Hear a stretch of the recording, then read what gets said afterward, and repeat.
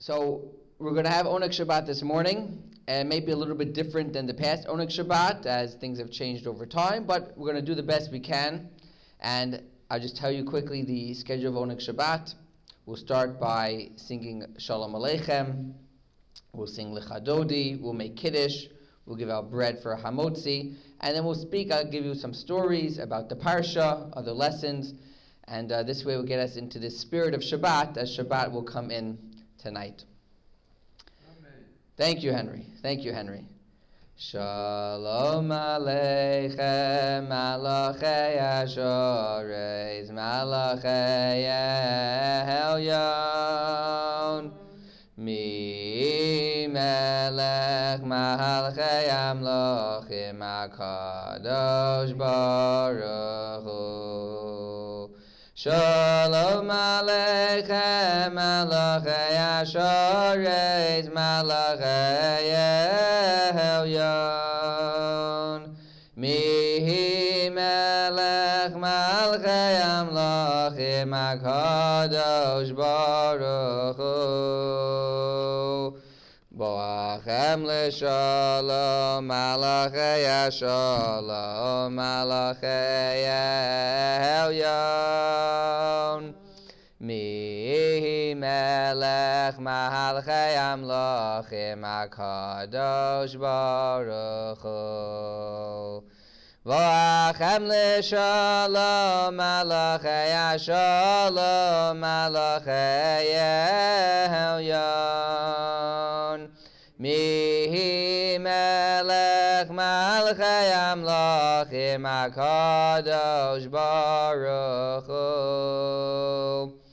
Baruch Hu ni l'shalom, malachei ashalom, malachei elyon. Mi melech malchei amlochim HaKadosh Baruch Hu. Baruch Hu ni l'shalom, malachei ashalom, malachei elyon. Mi melech malchei amlochim HaKadosh Baruch Hu. Tzeitzchem l'shalom, malachei ashalom, malachei elyon. Mi melech malchei amlochim HaKadosh Baruch Hu. Tzeitzchem l'shalom, malachei ashalom, malachei elyon. Mi melech malchei amlochim HaKadosh Baruch Hu. Yes? I don't believe so, no. So, I always like speaking about, we say Shalom Aleichem, which when Shabbat comes in. So what does Shalom Aleichem mean? Shalom Aleichem means hello. We say hello. We sing hello to the Shabbat angels that accompany us when Shabbat begins, the special Shabbat angels that come and accompany us and protect us. But there's something very interesting. So we say Shalom Aleichem, which means hello. Then we say Boachem l'shalom, which means we invite them in to our house. Aleichem, Boachem, come in. Then we say Baruchuni, which is like a bracha. We ask the angels to bless us with a good week. And then we tell the angels, Tzeitzchem l'shalom, you should go. Now, if I invited you over to my house, and I didn't offer you any food, what type of host would I be? I want to be a very good host. Why don't we tell the angels to come in, give us a blessing, and then get at it, and then leave? We should invite them in for a little bit more, have something to eat, have something to drink. And the answer, which many of the commentaries give, is that we have something special that the angels don't have. There's something very special. You might think an angel is a great, great being, a spiritual being, a great angel, but we have something angels don't have. We have the ability to be camaraderie, to have friendship with another. Angels don't really have friends. I mean, they're an angel. They're doing God's will. But we have camaraderie, we have friendship, and an angel can't really understand that. So he has to leave because in some ways we're higher than even angels. Us getting together for Oneg Shabbat, spending time together, is something very, very special and unique. So we tell the angels, the best way to get them to leave is to start brushing your teeth. Start brushing your teeth and they're going to want to leave. And say goodnight. Good night, good night. They're going to have to leave. So they leave because they can't experience what we experience. We experience spending time together in friendship, something very special that we have that the angels, they don't have. Oh, we have to get the, Nicole, the Shabbat candles. We're going to light the Shabbat candles now. We know there are 2 candles that we light for Shabbat. 2 candles because in the Torah it says 2 things about Shabbat. It says Shamor, V'zachor. Very good, Andy. Shamor means to watch Shabbat. And Zachor means to remember Shabbat. You're an expert over here. Maybe you could give the Oneg Shabbat. But we have Shamor and Zachor. Shamor means to watch Shabbat, be mindful of Shabbat. And Zachor means to remember the Shabbat, remember it. One ways we remember it is by having Shabbat meals. We light Shabbat candles. This reminds us. We have grape juice. We have challah. Here, we'll just light it in the. There's a plug over here. Zachor et Shabbat. Yes, to remember. I'm limited in my here.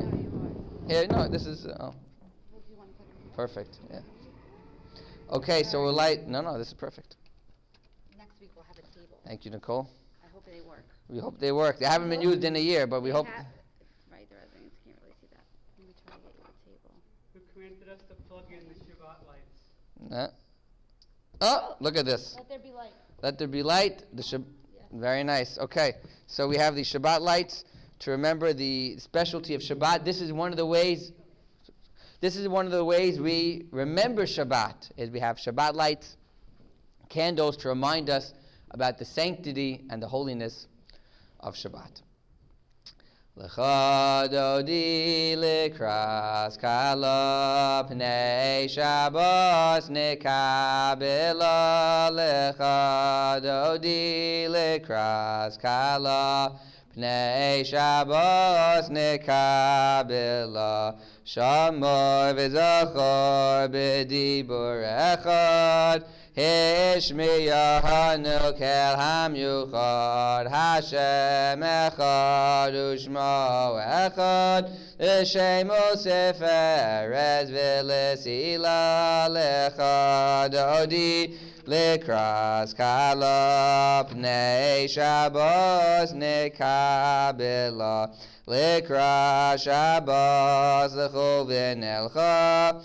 Ki mekar haberacha. Meirosh mikedem nesucha. Sof maaseh b'machshavat chila. Lecha dodi likras kala pnei Shabbos nekabela. Mikdash melech ir melucha. Kumiti mitocha hafecha. Ravloch sheves b'yemekabacha.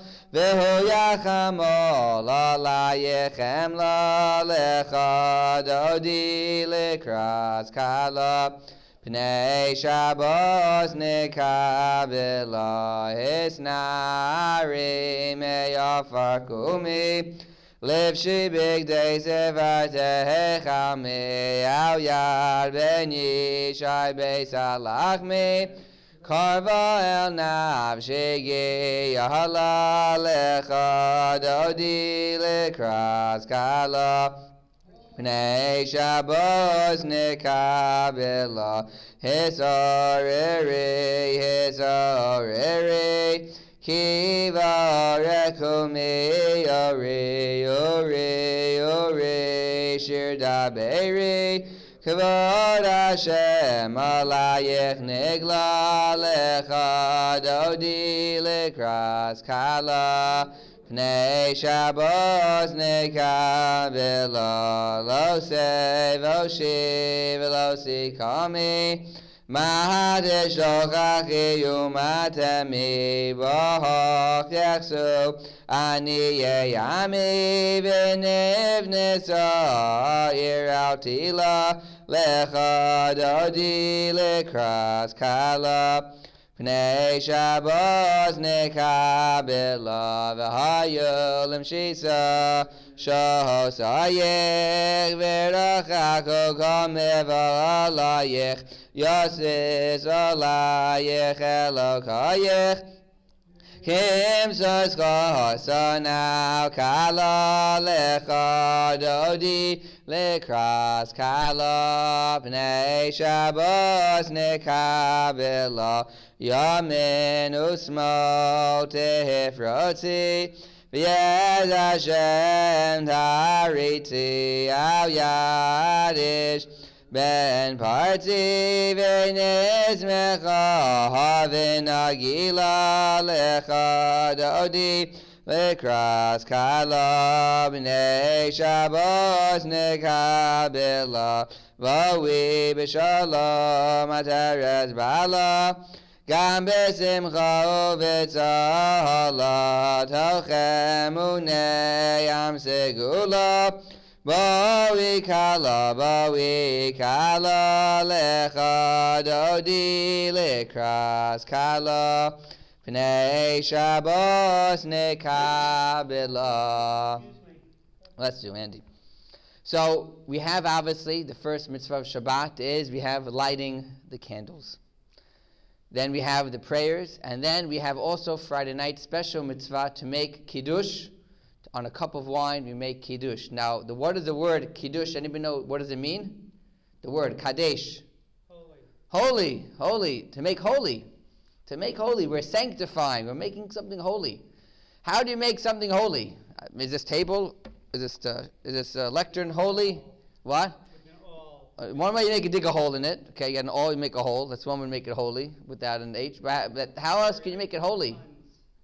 Yeah, I know, Andy. I like them. They're good. How do you make something holy? What would you do to make something in your life have holiness or make it special? Prayer. Because when you have prayer, wine and bread, you're adding God to the equation. If I pray for something, I'm praying to God.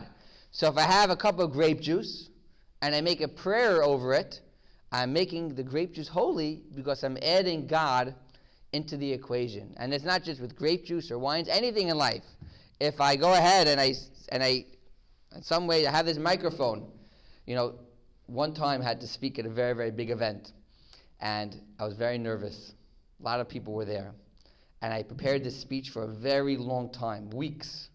I never usually prepare so long for a speech. Weeks I was preparing, I had everything down, and then I woke up the morning of the speech, and I got very nervous. Do you know why? I don't like using microphones. And I had microphobia.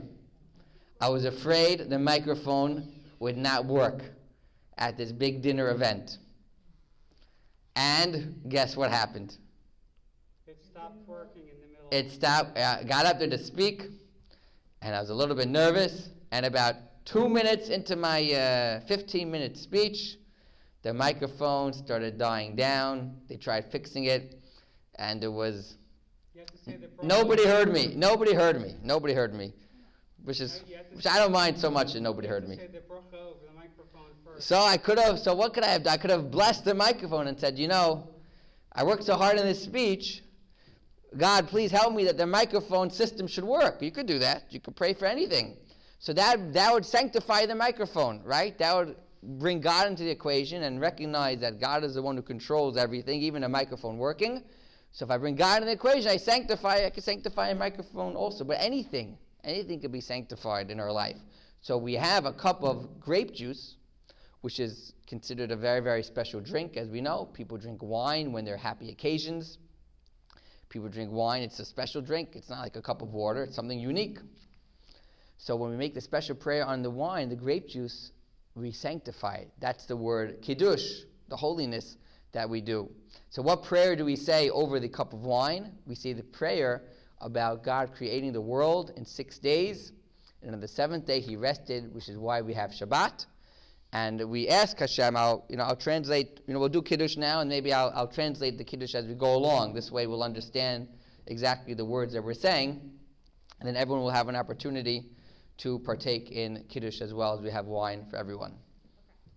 We're gonna wash hands. Okay, so we're going to just, this is the new Oneg Shabbat. We're going to sanitize our hands, because that's what we do nowadays, and then we'll be able to all have a cup of wine, Kiddush. What's the bracha for hand sanitizing? What is, you tell me, Andy, what's the bracha? You know? Netilat Yadayim. Netilat Yadayim, washing the hands. So we can do that. I'll take some also, sure. Okay.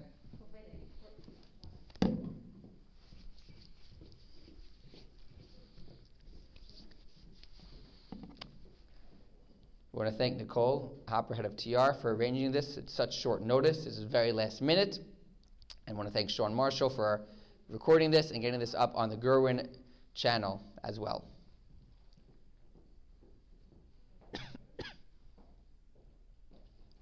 Special cups and everything today. Yes, we have special.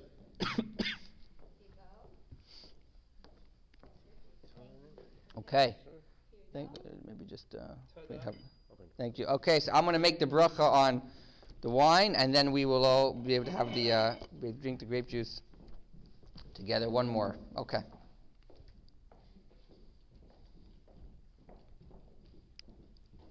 Now, I'm a lefty.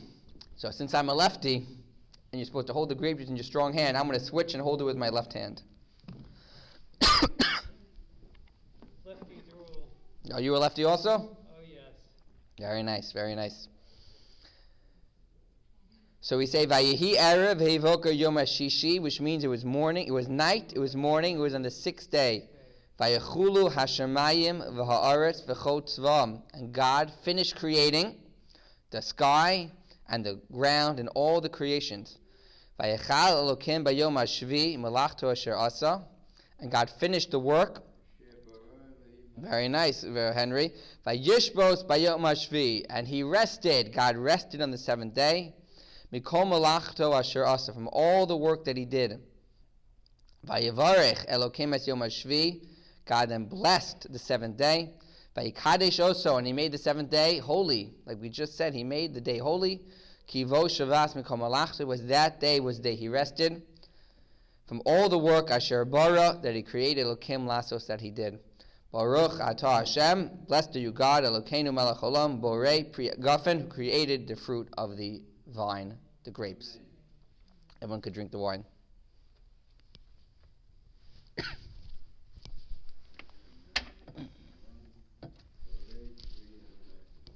Amen, amen. Thank you. We can pull this out. Oh, look at that. There you go. Okay, so after we have wine at our Friday night meals, what's the other special food that we make sure to have? Challah. We have challah. And a little bit of salt. And a little bit of salt. A little bit of salt. Now, I'll give you some interesting things about challah and salt. So what's unique about challah? What's unique about it? How does it look different than other breads? Challah. It's braided. Challah is braided. Braided into different braids. So why do you think? Can you think of any reason why challah is specifically, what is the custom? Now, you could use any bread. You could use a bagel. You could use a pita. But we specifically use challah, which is braided. And one of the reasons why is braiding represents unity. You have one braid and you have another braid, and they're intertwining with each other. They're joining together. It's a very nice level of unity that everyone is having. So one of the reasons why we have challah is to remember the unity within the Jewish people and everyone in the world. That if we're united together, there's nothing that brings Hashem the most pleasure at all, seeing all the people in the world being united and joined together. So we have challah. We could have any bread, but we specifically choose challah to show the unity with all of us. Rabbi, Yes. explain why you wash before you have the challah. Yes. So we wash our hands before we have the challah. And the reason is also the same idea that we recognize before we're eating something on Shabbat, or we're eating bread, which is a special food, we want to make sure there's nothing impure in our hands. We want to make sure, remind ourselves that like this is a very, very special act. Sometimes you're eating and you don't think, you just grab something and you're hungry and you're starving and you eat really quickly, but we have to take a pause sometimes and remind ourselves, no, this is a special act. Anything we do with God in mind becomes a very special and holy act. We didn't say We're going to say it right now. Baruch atah Hashem Elokeinu melech olam hamotzi lechem min haaretz. Which means, the literal translation, God took the bread from the ground. Right? Bread doesn't grow from the ground. Right? It's a very long process to get this challah roll. You have to plant wheat. You have to harvest the wheat. You have to make it into flour. You have to knead it into dough. Finally, after that, you can bake it into bread. It's a very, very long process. So we thank God for allowing us to do this process and giving us the mindset and the intellect to do something. If I would see something on the street, how do I know that if I take it and I grind it and I change its material, its texture, I add water and I bake it, I'm going to get a delicious loaf of bread? How do I know this? God gave us the wisdom, and He taught everyone in the world to do something, to get a wonderful piece of bread right from the ground, from something from the earth. We can't do it on Pesach, so we know it's worth doing. That's true. Yes, in Passover, Pesach, we don't have it, so obviously we know during the year we have to appreciate it. Rabbi, why do we wash before we do the... So we wash because we want to make, since bread is considered a holier food, we want to make sure our hands have a higher level of purity and holiness to them as well. So in this week, the parsha, Francine asked about the parsha. This week, we actually end the book of Numbers by reading the portions of Matos and Maaseh. It's actually a double portion, the two portions that we read. And it's a very interesting story that takes place in these parshiot. It's really the end of Moshe Rabbeinu, Moses' lifetime. The Jews have been in the desert for 40 years now, traveling in and out of the desert. And they're almost at the land of Israel.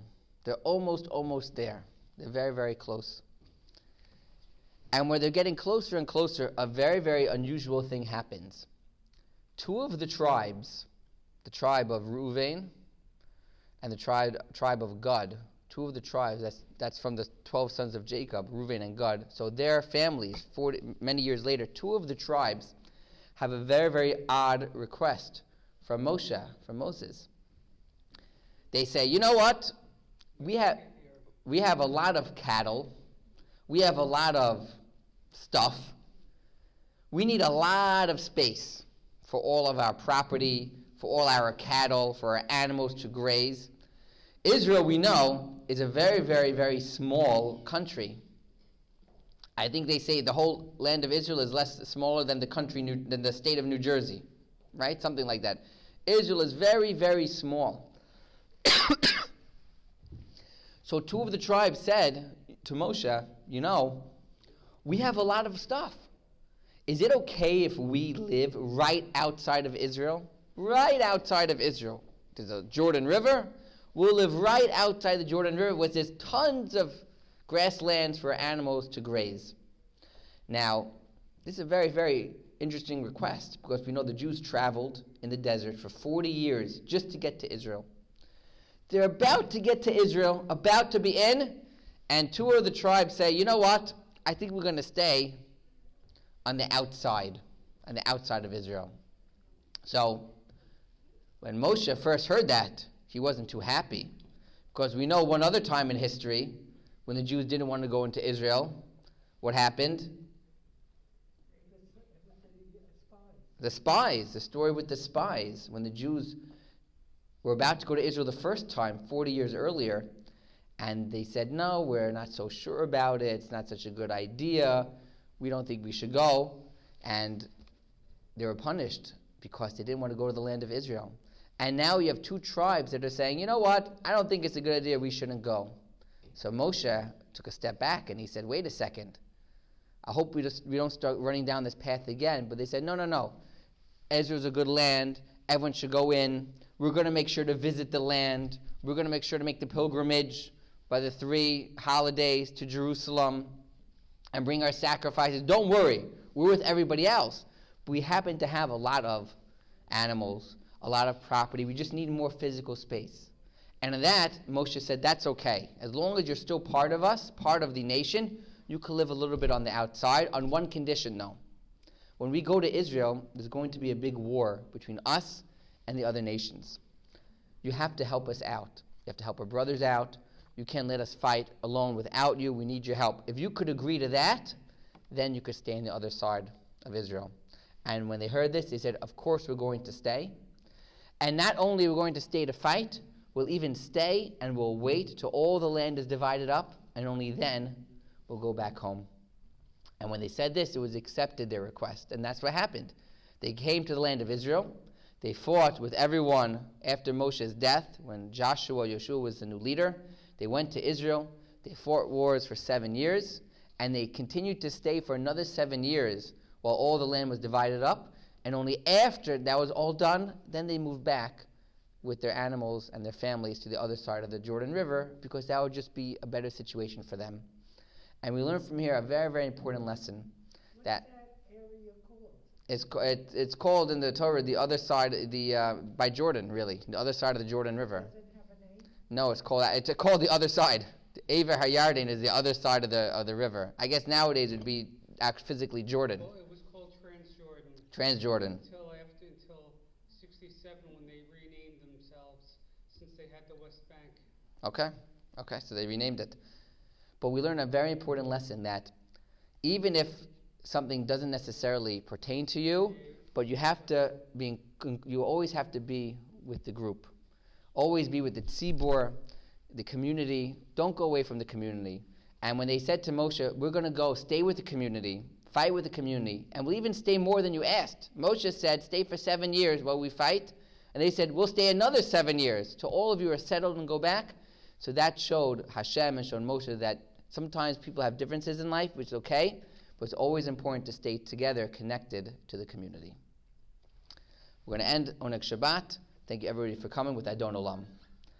Adon Olam Asher Malach B'terem Kol Rolies Nasa B'chefso Kol Azai Melech Shemo Nikra V'yacharei Kichlos HaKol Levahado Yimloch Nahora V'haya V'hohoveh V'hu yihye b'sifara V'hu echad v'yein sheni L'hamshilo l'hachbira B'li reishis B'li sachlis V'lo ha'oz v'hamisra V'hu keli v'chai go'ali V'tur chavli b'yesara V'hu nisi umanosli B'naz kosi b'yom ekra B'yahado avkid ruchi B'yesishan v'ya'ira V'yim ruchi geviyasi Ado shemli v'lo iram. Everyone should have a wonderful day, a great Shabbat. If you're watching on live Zoom, please come and join us in person if you can next week.